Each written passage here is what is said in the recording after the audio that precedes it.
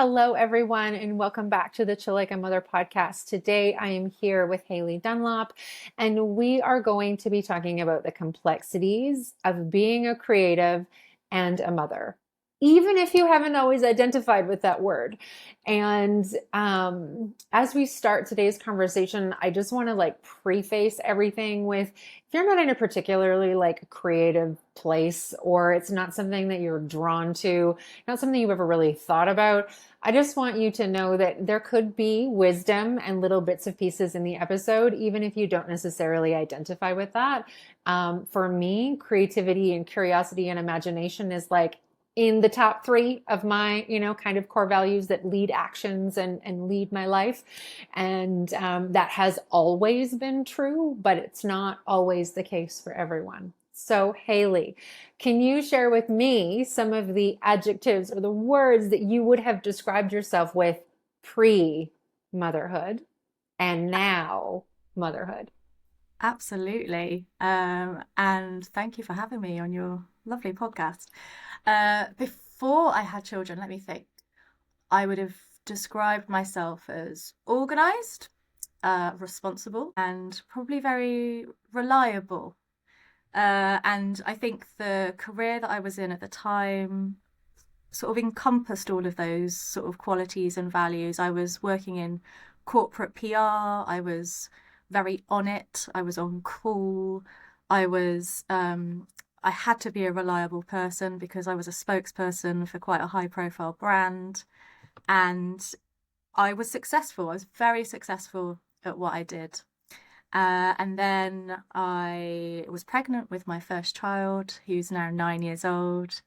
And yeah, let's just say that it doesn't just feel like a lifetime ago. It feels almost like a sort of whole human ago, describing myself that way. Yes. And tell me about how creativity was kind of thrust on you as you entered motherhood and became a caregiver to another human being. Yeah, I mean, definitely wasn't an immediate thing at all because I'm sure many people listening can relate to the fact that when you have a baby, especially your first baby, you're just in survival mode. You are learning how to be an entirely different person and an entirely different identity. The way that I described it is that it's almost like when I had my first baby, it was almost like I was turned inside out. All of the kind of values and adjectives that associated with myself suddenly just kind of disappeared. They weren't needed anymore. Those, I mean, organized, yes, reliable, yes, but suddenly I was expected to have way more energy and way more physical capacity and way more wide awakeness than I'd ever had at any moment in my life before. And absolutely just completely knocked me for six. And to be honest, I think I was in that mode up until after I'd had my second child. So we're talking like 3 years of just being in this like survival pattern of just getting by day. I absolutely did not go back to my PR career after I had children.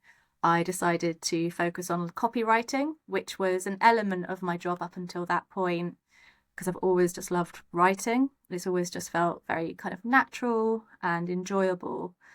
But as the years went on, as I was a mother, it didn't just become natural and enjoyable, it actually became necessary. Like I'd never felt that compulsion to write so fiercely as when I was processing this whole transition from like me to mother. And writing really, really helped me to untangle so much in those early years of motherhood. But then it was really COVID, pandemic, lockdown when everything really started to change for me in terms of realizing that maybe I was a creative person after all. Can you say more about that? So when lockdown hit in the UK, we're talking March 2020, which I think it was probably similar for everyone everywhere.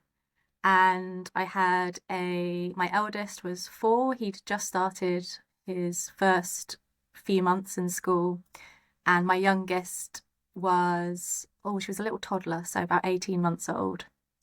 And my son was absolutely loving school, and my daughter was absolutely hating nursery.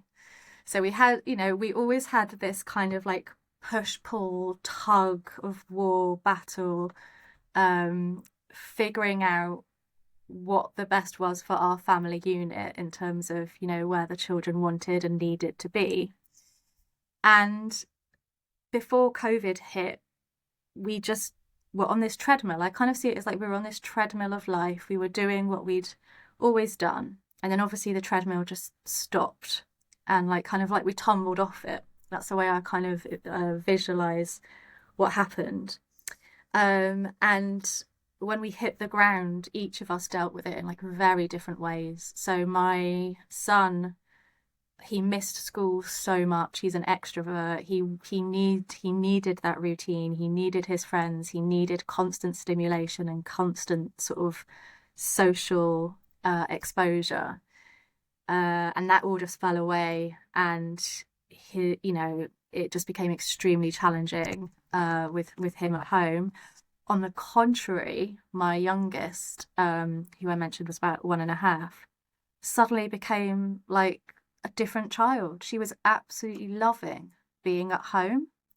And I found that fascinating, because I realized that if I'd have been a child when COVID struck, even a young child, or when I was at school as a teenager, I would have absolutely loved to have been stuck at home. That would have been my dream. And seeing it kind of like there with my own eyes, that, oh my goodness, here's another human who has suddenly got this opportunity that I never had, which was just to be at home with the people she loved the most in her safe space. And that really opened my eyes to like the treadmill image. And suddenly here I was with an opportunity to step off that treadmill. And so stepping off that treadmill was so major. And it suddenly I had the urge to just write. I just cannot explain it. There was an online writers group that an amazing woman and book coach called Georgina Green set up towards the start of lockdown in 2020. And like I mentioned at the time, I was a copywriter, so I was writing for a living, but it was, I was writing for a brand. It wasn't, groundbreaking stuff. And she set up this group of mothers in lockdown who just wanted to come together once a week and write. And there were no expectations about what we were writing. We could be just free journaling, we could be writing poetry, we could be doing freelance copywriting, or we could be writing fiction. And I began joining those groups every Sunday evening once the kids were in bed. And it was just this, I describe it as like a refuge. It became like my weekly refuge. That was really the only time back then when, we were all holed up at home 24/7, that I could just have time for myself and time for me, kind of hunker down and just write. And at the beginning I was writing this kind of lockdown journal, but it got very like depressing, and it wasn't really bringing me any joy whatsoever. And it was only a few months in, as we kind of approached the winter lockdown of 2020, which was like a very dark time for me in terms of my anxiety and mental health, that I decided to start writing a completely different project, which was a romantic comedy novel. I'd never had any notion before then that I was going to write a rom-com, but I started writing a romantic comedy in winter 2020, continued, first time I'd ever stuck at a project, thanks to the co-writing group. And a year later, I'd finished a novel for the first time in my life. And just a sense of kind of joy and fulfillment and just like sort of peace that just this sort of ritual and routine had given me during that very, very difficult time made me realize that I was a creative person. This was all of my ideas and yes, it's a rom-com, but there are so many kind of themes and influences and kind of issues that are all kind of wrapped up in this story. But it was important for me that it was told in a kind of joyful and comforting way, because I think that was what we were all lacking back then, was just those comforts that we'd all taken for granted for so long. So yeah, at this point, my I'd been a mother at this point now for maybe 6 years. And that was the point where I was like, oh my goodness, I've just written a book. I wasn't expecting that. And that was really the first time I'd ever been able to call myself a writer. For my whole life, even though I've been, paid to write for most of my career, I've always been interested in writing. But it was just the kind of compulsion that took hold once motherhood kicked in and once the treadmill stopped. And the challenge now, of course, is now all of everybody's treadmills have started back up again. To what extent do we actually want to kind of hop back on? What speed do we want to put that treadmill at? And also, what do you do in a family whose treadmills all operate at different rates? And how do you kind of marry that and make peace with my son's treadmill? He wants to just be kind of like sprinting like Usain Bolt 24/7, compared to my daughter, who'd quite happily just turn the treadmill off and just lie on it. Which frankly would be my choice as well. So yeah, that's where we are at the moment. Delightfully, I've recently been given a publishing contract for that book. Nothing's been formally announced yet, but yeah, there's going to be an announcement soon, and yeah, I'm going to have my first novel published next year, so I'm very excited about that. Incredible, incredible. And oh, thank you for sharing those pieces of yourself with me. Similar stages of motherhood, though halfway across the world. My child was just 5 when the lockdown hit, and I Mm, had an 8-month old. And so wow. also similar temperaments in that way. My son needs lots of stimulation and Hmm. action structure, like Yeah, needs never, I don't think ever once didn't want to go to daycare ever. Like just never. Actually was upset when I would pick him up, exactly the before four same. o'clock. Exactly. There was no Yeah. separation anxiety here. It was kind of like pickup anxiety. Yes.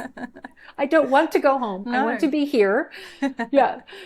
And my youngest, not old enough to real show some of those temperament pieces, hadn't started daycare yet. Hmm. Um, but was also just very content to be at home, and also watching the very overstimulated brother run laps around the house, Yeah. as we were contained.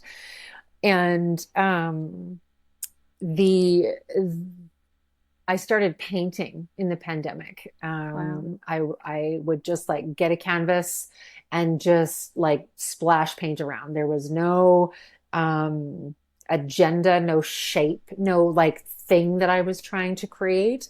It felt like it was the only thing that was mine. Yeah. My bed wasn't mine. My Hmm. body wasn't mine yet. I couldn't even go to work, which I love. Like I love my job. Yeah. Um, and it felt like it was the only thing that was mine. And it felt so cathartic to just spend 15 minutes even on it. And my family started to see the positive impact of me having something that was just mine. And and then with the support of my husband, it was like that time was very guarded for Hmm. me. It was like, Yeah. you don't interrupt mom when she's doing that. He would very diligently keep the kids, away from my space. And um, it truly breathed life into me in a time when I felt like I was so broken. Yeah, that's so familiar. That definitely resonates with me in terms of what I was feeling back then. And did you paint much before then, or was this a new urge that you'd had?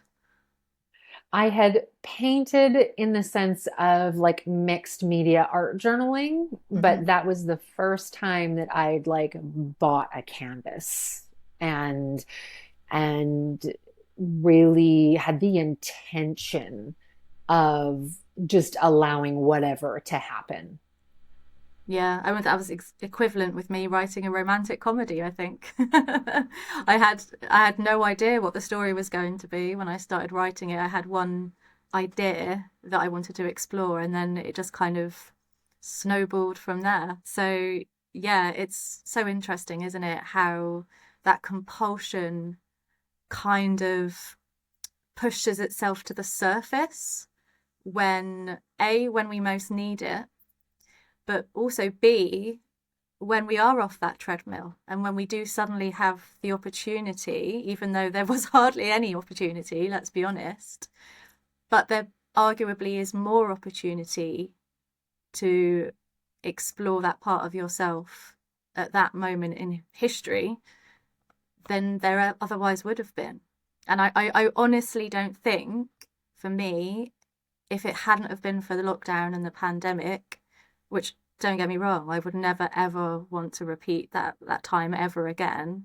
But if it hadn't have been for it, I wouldn't be here now, like on the cusp of having a novel published. And yeah, that blows my mind a little bit, to be honest.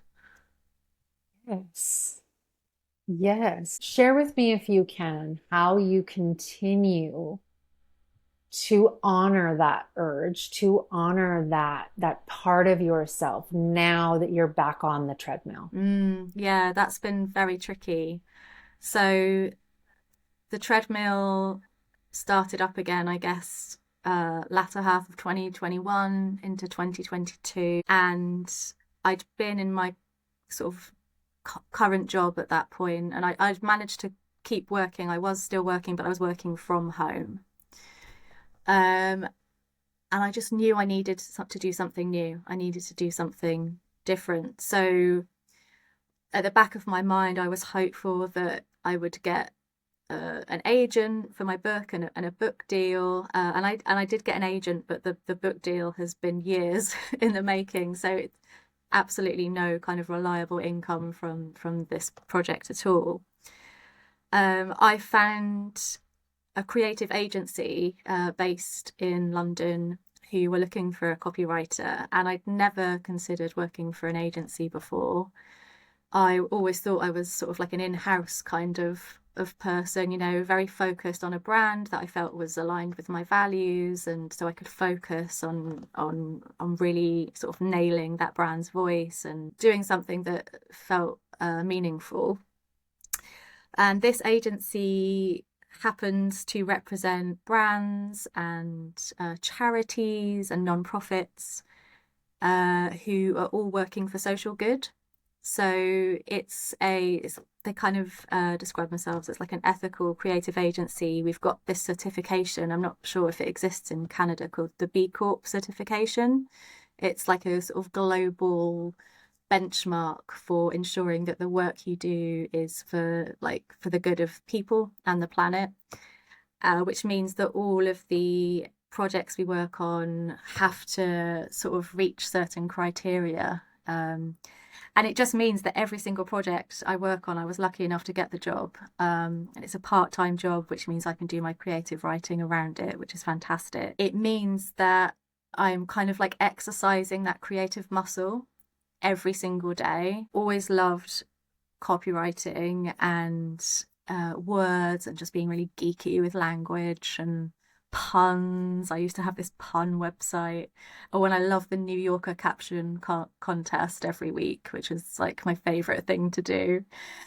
Um, but now my job, I could be working on like three, four, five different projects every single week, and they are so creative, working on campaigns, working on branding, working on naming, which is one of my favorite things to do, is if like there's a campaign that needs a name or a new brand that needs a name, that's just like delightful. I can just like dive into the thesaurus and put my music on and just kind of like play with words, which is just wonderful. So I guess what I'm trying to say is that I realized what it was that kind of made me feel good from a work perspective in the process of like learning about this creative side of myself. And I've been very fortunate to find a job that enables me to actually put those skills into practice on a daily basis. So it to me now, it doesn't feel like, oh, I do a job and then the creative stuff comes, in all of the spaces in between parenting and that job, because the job itself is super creative. And I think the most wonderful thing for me about it is in all of the kind of jobs I've done previously, and there've been many. I've been working since 2003, so over 20 years now since university. I've never worked amongst other creatives before. I've always been kind of like a little pocket of an organization where there's maybe like just a very small group of us who are creative people working in a very uncreative environment and having to kind of like basically battle for any recognition or autonomy as creatives. And that can be soul destroying. I now realize why I was finding it so soul destroying, because I wasn't being allowed to be creative. I was being constrained. Whereas now, working just surrounded by like artists and amazing designers and illustrators, and like every single person who works for this organization is just incredible, and I'm very lucky. But just the amount of talent that is there and the amount of value that they put on creativity, and knowing that creativity isn't just kind of sat at your computer like just churning it out. It's about taking time away from your computer and kind of like having that like active thinking where you're sort of, I don't know, hanging the washing out or, cooking. That's still part of the work, because that's when the ideas come. And so working for an organization that values that has been like, yeah, quite life-changing really. And I feel really, really fortunate that I was able to recognize that being creative was no longer just something that was nice and it was like, oh, this is kind of like a nice hobby. It's something that actually is like baked into me. And I just needed that moment of getting off that treadmill to kind of make me see it. So yeah, I absolutely have my children to thank for making me realize that this is who I actually am and what I want to do for the rest of my life. Kind of have pandemic to not thank, but maybe just like acknowledge briefly that without it, I probably wouldn't be here. I probably wouldn't be here either. But yeah, it's just fascinating to think, even as a child, as a teenager, had no creative inclinations whatsoever, apart from stories and writing.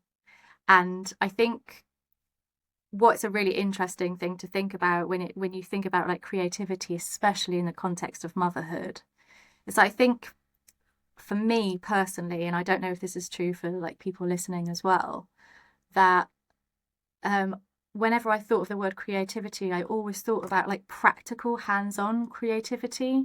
So kind of like making things and getting your hands dirty and crafts and sculpture and paint and using your body to kind of create and make something. So being like a maker. And I've never ever identified with any of that at all. Like I've always hated drawing. I even hate writing by hand. Like I find it exhausting. Um, and I think understanding that creativity isn't just about that kind of like physical making of something. You can absolutely have like a really creative brain and still produce work without you know, getting a paintbrush out or like molding clay. You're kind of molding ideas. And I think that's the way that I see it, is that I've got like so many ideas all the time, and I finally kind of have like a way that I can channel them into product that people can then hopefully connect to. Yes, yes. There's so much in my work as an expressive arts therapist that is like unlearning what creativity is, or even Mm-hmm. what self-expression is, breaking down for mothers that like you just like sing in the shower, like Yeah. that's a form of self-expression. That's like a form of self-discovery. If you want to drop into these moments, you can like be creative about the way that you drive to work. You could be creative in the way that you approach conversations with your partner or your family members. Like there's so many parts of creativity and curiosity and imagination, um, that we all have. There is not Mm-hmm. like creative people and not creative people. There are Yeah. people who use creativity and people who don't. Yeah. Absolutely. And I think, And yeah, we I are all definitely, creative. yeah. And I think, yeah, you've really hit on something interesting there. And I've never thought of it that way before, is that it's not like the creativity suddenly appeared. It was just that I was using it for the first time, for sure. And I think, yeah, it's whether you allow, or you have an opportunity to kind of let that little nugget like see the light, sort of kind of be exposed to the kind of outside world. And for me, it was definitely motherhood, and then following on from that, COVID, that kind of, it wasn't like this gentle, sunrise. It was like, it was almost like alien, horrible bursting out, like, oh my God, this is not pleasant, but it's necessary. Um, Yes. And can you share with us, Haley, one of your most recent projects with Sarah in the Entwined anthology for creative mothers? yeah, I was absolutely chuffed to be invited to contribute to this anthology, because Sarah is this amazing artist who I've admired for years. And in fact, it was during kind of like COVID and lockdowns that we connected online. We've never actually met. And um, yeah, we've always had fascinating conversations online about creativity, life, and motherhood. So to be asked to submit a contribution to this was fantastic. I wrote an essay actually capturing a lot of what we've discussed today about how motherhood helped me to kind of like awaken the creativity inside of me that I never realized was even there. I use kind of like an analogy of color to explore that idea, and about how perhaps the colors that I thought represented me and who I am aren't my actual colors after all. So it was an extremely like cathartic, quite raw piece to write, but again, felt absolutely compelled to do so. And the anthology that Sarah has curated looks wonderful. And I can't wait to actually get my hands on a copy and sniff it. I love smelling books. Right. Me too. I'm Yeah, like, I can't wait to hold it in my hands. So, with the anthology of Entwined, there's also a journal that she's written called Ember, and I've submitted some journal prompts to that, in particularly for mothers to explore this kind of like sense of identity and who am I now. I originally found her through the Moms Who Create podcast. I don't know if she was a guest, but I know that she was like a takeover on their Instagram. And that's how I found her. And I just love what she puts out into the world and how she absolutely. connects and like stands at the intersection of motherhood and creativity and just like navigates that traffic stop. And I with you, I cannot wait to like hold the book in my hands. The Yeah, cover is so beautiful. and it's been like a labor of love for Sarah for years. I mean, I think the idea was literally born pre-lockdown, I think. And like the best things in life, it's taken a number of years to sort of like come together and organize. And yeah, I it looks like a really sort of stunning product, and I can't wait to, yeah, I just can't wait to see it. Yeah. Thank you so much, Haley, for sharing these pieces of yourself with us today. And a pre thank you for your words in the Entwined book. I cannot wait to hear about your metaphor of colors of before and after, if you include some during. Um, as someone who lives and breathes creativity, as an expressive arts therapist, I love metaphor. I work in metaphor a lot with my clients, especially when there's resistance to actual art making, Hmm. when that is part of the narrative of creativity or art. Like I have to paint or I have to draw. No, thank you. I would literally rather do anything else. We talk a lot in metaphor and pulling out some of those unconscious, the imagination, pulling that to the forefront. And so I cannot wait to hear about and read your metaphor around color and motherhood. Thank you. Yeah, and I'm really looking forward to reading all of the prompts in Ember as well. That's definitely something I'm going to be doing, and encouraging, yeah, Yeah. lots of my friends to do it as well. Yes, absolutely. Thank you, everybody, for listening to the Chill Like a Mother podcast this week. We will see you or hear you. You'll hear me next week. And I wish you well. And I hope you have a creative day and or week.